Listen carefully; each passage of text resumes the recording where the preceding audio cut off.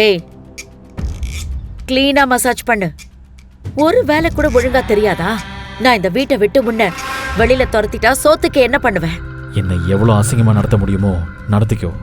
ஆனா ஒரு நாள் நான் யாருன்னு உனக்கு தெரிய வரும். அன்னைக்கு உனக்கு நான் திருப்பி கொடுப்பேன்.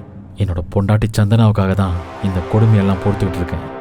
இல்லைன்னா கதையே வேற மாதிரி இருந்திருக்கும்.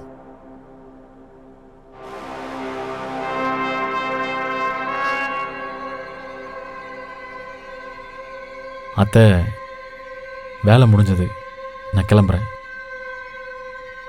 ஹரிஷ், நீ உண்மையிலேயே ஆம்பளையா இல்லையான்னு மெடிக்கல் டெஸ்ட் ஒன்னு எடுத்தே ஆகணும்.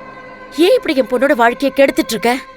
ஹரிஷ், ஆல்ரெடி லேட் ஆயிடுச்சு, தூங்கலாம். வா வா, என்ன பண்ற? சீக்கிரம் வா.